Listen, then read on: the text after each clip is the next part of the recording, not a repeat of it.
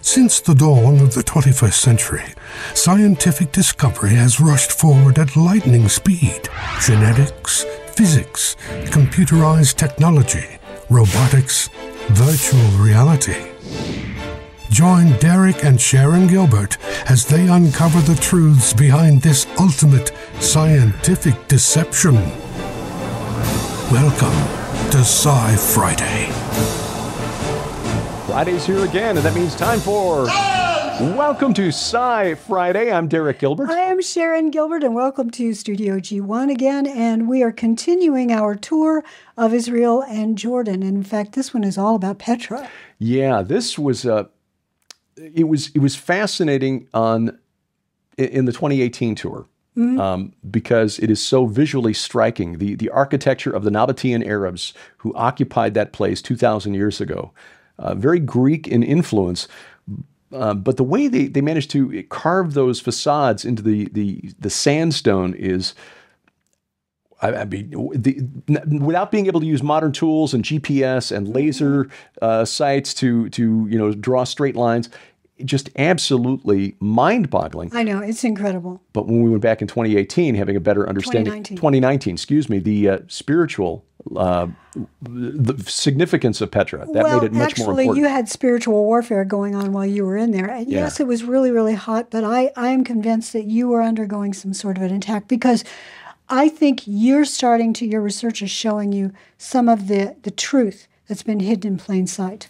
That area along the Jordan River Valley, from as far south as Petra, maybe even further south as far as the Red Sea, but all the way up into modern-day Syria and Turkey, as far north as Baalbek.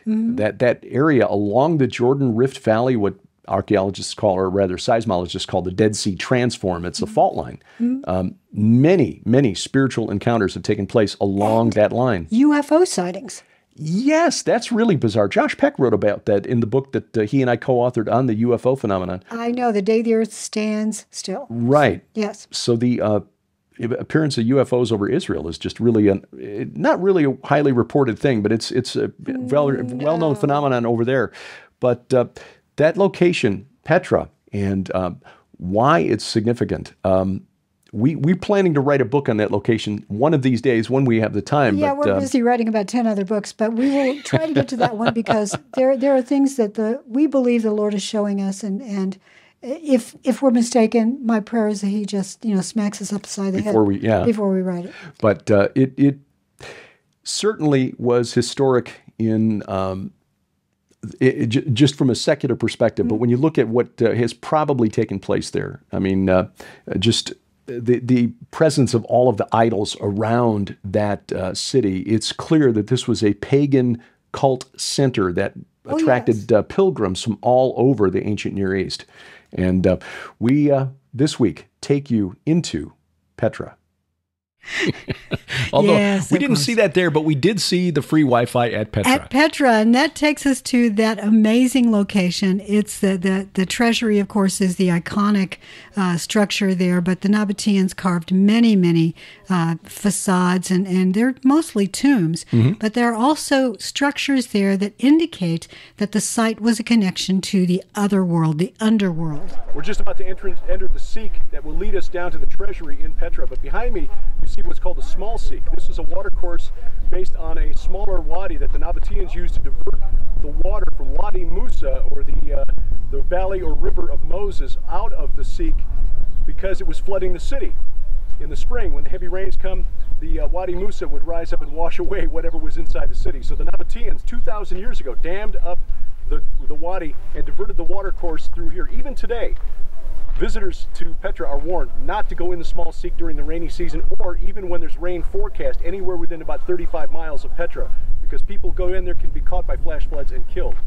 That's why we think there's more to the story of the water that Moses was told by God to provide to the Israelites than perhaps we've been told.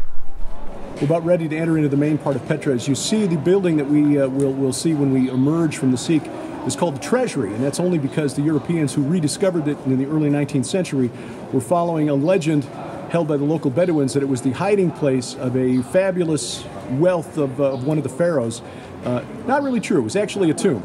but you'll see the pockmarks on the walls of the treasury from the Europeans who were trying to bust it open to break the bank, as it were, and get the Pharaoh's treasure. We're almost there, and emerging from the Sikh is one of the most amazing things you can ever experience in this life.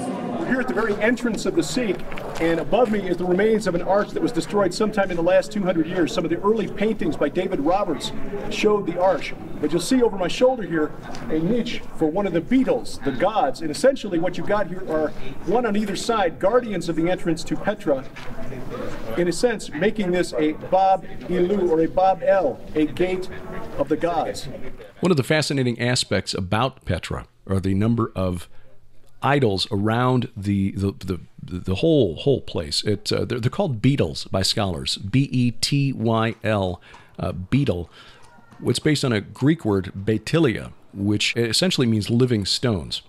And or house of God. Well, house of God, because it actually comes from the older Hebrew, Beth El. But according to the Greeks, the betilia were created by the sky god Uranus when he was fighting his war against Kronos and the Titans. He created these living stones to help him in his war. Obviously didn't work because, according to the Greeks, Kronos succeeded his father as king of the gods, ruled for a while until Zeus and the Olympians came of age. But as we mentioned, the word actually comes from the older Hebrew, Beit El, which means house of God.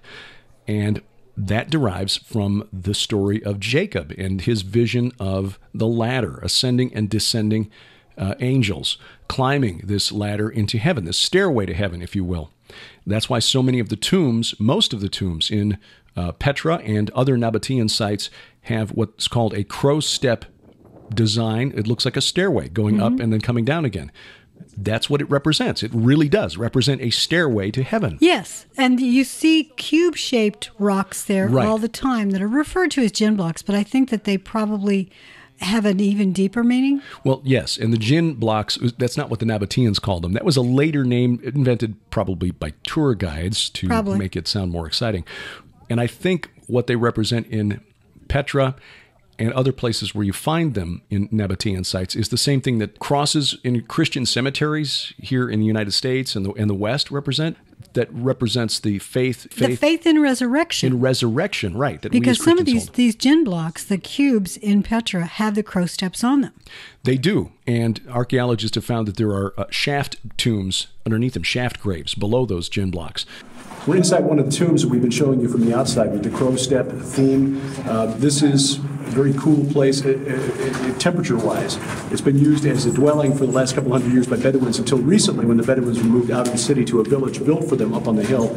Currently being used now for donkey storage, donkey garage, basically. But the crow step motif is really fascinating because you see it on all of the tombs here at Petra, but we also see it on the decorations we saw at the Temple Institute in Jerusalem. This idea that the stairs connect heaven and earth. A physical representation of Jacob's ladder. That's what it represents. But the idea has been twisted over time, whereas Jacob set up a rock to commemorate the place where he saw this marvelous vision and called it Beit El, house of God. Later pagans took that to mean that the god was in the rock, which is why you see so many of these beetles here at Petra, just slabs of stone that were believed to contain the essence of the god that was being worshipped. I think at last count, a scholar went through and took an inventory of all of these beetles inside Petra and came up with a 550. That's a lot. That's a lot. Behind us you see more tombs here in Petra where the Nabataeans buried their dead. And again, every single one of these tombs has that crow step motif above the entrance. They didn't leave behind much in the way of texts to help us interpret it. But again, it's so fascinating that every one of those tombs has that motif, and we saw it on the model of the proposed third temple at the Temple Institute in Jerusalem. There's no doubt that the connection between Jacob's ladder, his dream at Bethel, and what the Nabataeans were trying to recreate here is clear. I mean, that connection is there. But they twisted it. The fallen realm twisted it and turned the commemorative stone at Bethel into an idol, which they believe contained the essence of their god. And some of them, are hard to make out because they were chiseled out by the later Muslims when the Muslims took over in the 7th century. But most of them are still there, and just very simple. Sometimes it's like a little niche in a wall with like an oval shape representing their chief god Dushara. Sometimes a cube, which also represents Dushara. Dushara, it just means he or lord of the Shara. Shara mountains are the mountain range that run along the east side of the Arava, which is that rift valley that extends south from the Dead Sea to the Red Sea. In the Bible, that word is Seir, S-E-I-R. It represents ancient Edom. So this god Dushara was to be equated with the national god of Edom, called Kaus. That was the Lord of Shara, Dushara. We're back. This is Petra, the entry, or the exit rather, from the Sikh into the area in front of the treasury, which is so called because the locals had a tradition that one of the pharaohs had hidden his treasure inside the building. And if you look closely at pictures and video of the treasury building itself, you can see the bullet holes from Europeans who had come along trying to bust it open and find the treasure. Of course, there was no treasure here. This was a tomb. Well, that's... Do you know Petra's in the Bible? I didn't realize Petra. that. Yeah, I didn't realize that until recently. But It's called Selah. Selah, which means rock, which is what Petra means in Greek. Not the Selah with the H at the end. I think it's just S-E-L-A. Right. So not that pause, direction in the Psalms. But yes, it's in the Bible. The Hebrew it's the Hebrew word that means the same thing as the Greek word Petra. Yes, it does. Well, the architecture there reflects, and the decorations around the inside of Petra, as you saw, with all of those niches for the idols, the beetles around the, which comes from the Hebrew word originally, right. Bet-El, meaning B-E-T-Y-L. Or is it B-A-E-T-Y-L? B-E-T-Y-L in Greek. Yeah. Or, well, that's the modern English. Yeah, I think it was originally B-A-E-T-Y-L. Right. But anyway, yes, it's not the term for the insect or for the musician. Yes, not scarabs.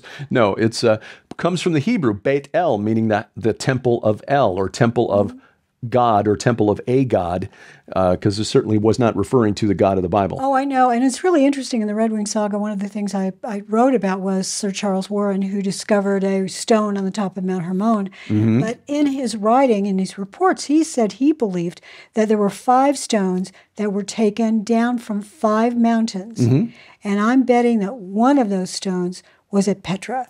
Yes. Now, that originally was a mountain that was split in 2. Yeah.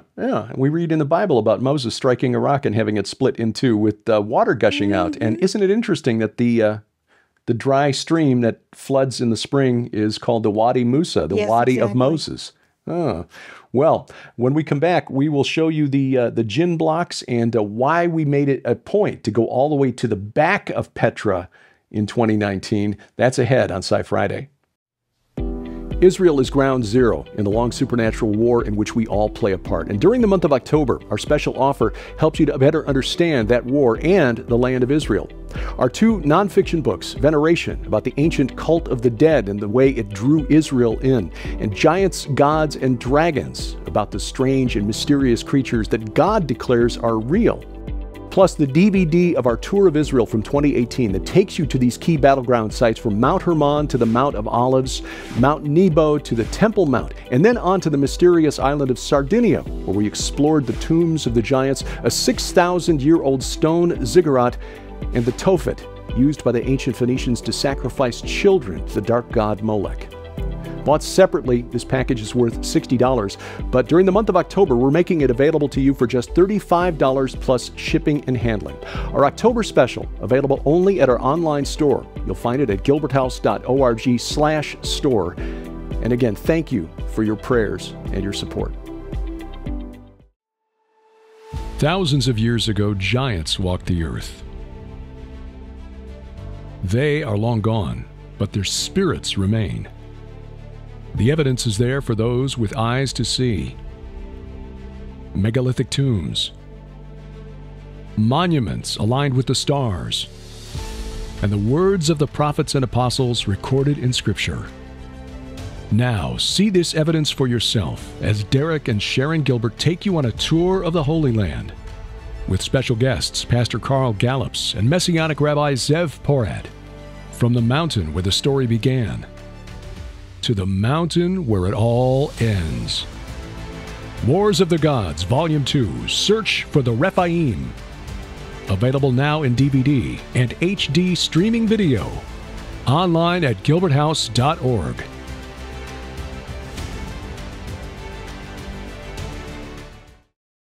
Welcome back to SciFriday. I'm Derek Gilbert. Whoa, Petra. I'm Sharon Gilbert, and we want you to go to Petra with us. Go to Israel, then take the extension to Petra. Our second bus, and we're only going to take 2, our second bus is already about half full. Mm-hmm. And we will... Well, again, what you're seeing in this series of 6 programs is what you will see. There are a couple of new sites that we've added to the tour for 2023, but you get all that information at gilberthouse.org/travel. And when we went to Petra in 2019, we made it a point, even though it was about 115 in the shade, to go all the way to the back of Petra, down the colonnaded street to the temple of the chief god of the Nabataeans called Dushara. We're at the entrance leading to the temple of Dushara, which is at the end of the colonnaded street here at Petra. This is sort of the final approach toward ground zero of what may be the greatest end times effort by the enemy. We're going to go into more depth in this in a future project, but just to summarize right here so we don't take up a whole hour and a half just on the subject because we alone. didn't get to do this in the last year in the 2018 DVD because we didn't go that far. Yes. We managed to go all the way to the back of Petra. We went down the colonnaded street, and as we toured through the entire city of Petra, it became clear that this was really the focal point of the religion of the Nabataeans.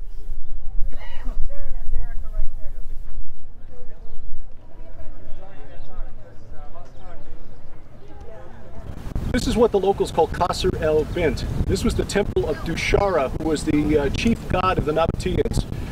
This is the only freestanding building still remaining in Petra. There have been a number of devastating earthquakes that have basically destroyed every other building that was not carved into the rock, one in the early 4th century, another in the middle of the 8th century. So why is this important? Who was Dushara? Dushara is the title. It means Lord of the Shara Mountains. In the Bible, it's spelled S-E-I-R, Seir. It's equivalent with Edom. When God marched from Paran, which is another name for Sinai, he came from Seir. There are a number of references that equate Seir with Edom. It's probable, according to scholars, that Dushara, the Lord of Shara, adopted by the Nabataeans as their god, when they moved into this area in the 6th century BC, after the Babylonians under Nabonidus defeated the Edomite kingdom, they just took over the local god, the regional god, which was probably the national god of Edom called Kaus. Kaus was a warrior god. He was an archer. The word in Hebrew, in fact, means bow. But instead of being a weapon, it can also represent the rainbow, and that's significant because the storm god, the weather god, who was the king of the pantheon of most of the people around Israel in the Levant, was, of course, Baal. The reason it's important to remember that this equation between Kaus, the chief god of Edom, and the weather god Hadad, Baal, in the Old Testament is because the chief god of the Arabians at the time of Muhammad was called Hubal, H-U-B-A-L.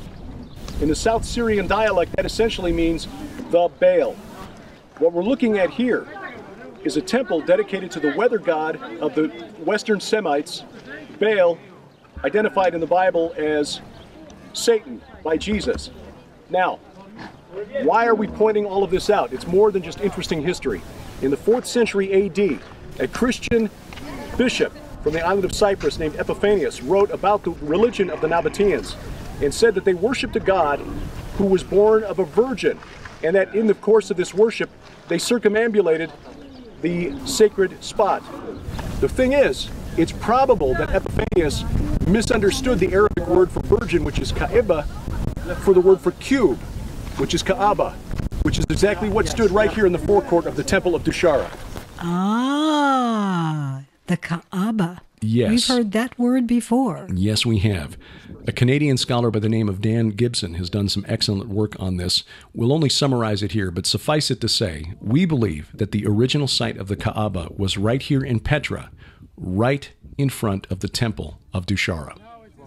Well, that was a fascinating visit. This was another day during the tour when temperatures were in excess of 110 degrees Fahrenheit. They were, and you can see in these photographs that we had a wonderful gal with us, Dawn, who was voluntarily holding her umbrella, which by that time I think she'd had a broken arm on it, but she was holding the umbrella over Taylor Joseph so that he could see the screen and that the iPad wouldn't heat up. Yes, the iPad and the iPhone that we were using to take our film, this documentary, were overheating. Mm-hmm. So this was a struggle, and I struggled several places during this tour, at Tel Dan, at Masada, and here again at Petra. I really, really had a rough day.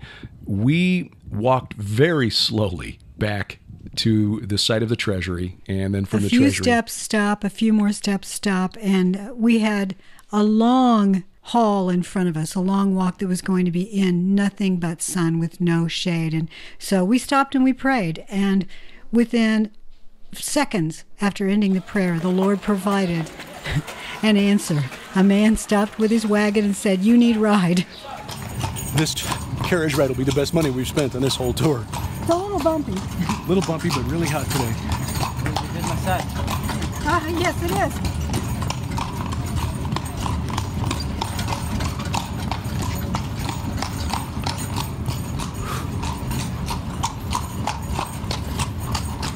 Having fun?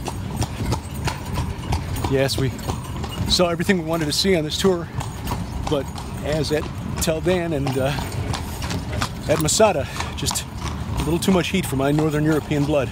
There were maybe 24 people waiting down at the treasury for the ride, and that's why we had tried to walk through. We didn't want to stand out there in the sun and wait, but I didn't really feel too badly about taking a ride and cutting in line. We made it halfway through the Sikh, and thank God for that man and his carriage, because I would not have made it the rest of the way out. Absolutely, and so we spent the rest of the time as we were waiting to meet up with the remaining people of our group. We got to go through the museum, which we discovered all sorts of goodies in there. Derek and I just love a museum. Yeah, this was like a kid in a candy store. This was as much fun as the British Museum, which we saw later during this tour. You won't see that in this video, sadly. But that video will come out next year in 2020. Yeah. So all in all, an amazing tour from north to south, where we started in the north with the visit to Nazareth village, and saw there a representation of the threshing floor, which was significant because of the use of that imagery to describe the portals that connect this world with the spirit realm, the threshing floor of El on Mount Hermon, where the Rephaim were summoned to a sacrificial meal in their honor, and the name of El, it was believed by the pagans, would revivify or resurrect these warriors of Baal. The threshing floor of Araunah on the Temple Mount, where David purchased the spot. It was the location of Solomon's temple. Now the Dome of the Rock sits on top of it. But at the very least, we know that Jesus Christ is returning there to finish the process of putting his footprint upon that place and claiming it for once and always for himself, making it his footstool. Yes, and that is one of the most fascinating aspects of this long investigation, well, from the north to the south, and seeing these various spots where the spirit realm, through these Rephaim spirits, attempted to hijack, to block, to stop the arrival of the Messiah, to corrupt his people into worshiping other gods. But the final footprint, when you look at the city of Jerusalem, especially the old city from above, the shape is of a sandal print. And this was the final place where the Israelites, where God's chosen people, placed their footprint in the land. And God has placed his name there. And as the Bible tells us, it is where he will dwell forever. Amen. If you've enjoyed this, we are so glad you've watched it and sort of, experienced the tour with us. But you can go on the tour in person. In 2020, beginning, I think it's October 12th, we're returning to Israel during a time period that we pray is cooler. And the extension will not be in Jordan this time. It's going to be in Sardinia. And we're going to see if we can find a direct correlation between the architecture of El Ahwat and the architecture of the megalithic sites on Sardinia. The neurologic civilization. Exactly, because it may well be that there is a connection between Sardinia and possibly even other areas like Spain and parts of Egypt and all the way up into France and the UK, that these sailors were so good at their craft that they went all along the Mediterranean and went all up into the Irish Sea. So it's possible that there is a connection between Israel and Scotland. So for more information, see the website for Lipkin Tours, lipkintours.com. Aaron Lipkin and his team, again, does a magnificent job and made us feel like royalty all along this tour. You get treated so like well. Family. You really, it is. It's like going and being with family once again. Well, if you enjoyed this and you want to learn more about and see more video, you can go to the extras and watch Rabbi Zev Porat and Pastor Carl Gallups give their teachings, along with Derek giving his teachings about the Rephaim and how the many places that we visited during this tour connect to the ancient kings that were worshipped by the Amorites. And if you want more details, specifically including footnotes and references, check out our book, Veneration, which was released in October of 2019. It digs more deeply into the veneration, the worship of these ancient kings, what the Amorites, Canaanites believed were their ancestors, in fact, the demon spirits of the Nephilim destroyed in the flood. This has been a very long deception, which continues down to the present day. It's the same thing that's been going on around the world for more than 4,000 years until God will finally put an end to it at that final battle at Armageddon, when the travelers, those warriors of Baal, are destroyed and put to rest once and for all in the valley of the travelers east of the sea. And they will not rise. Amen. Amen. Thank you for joining us.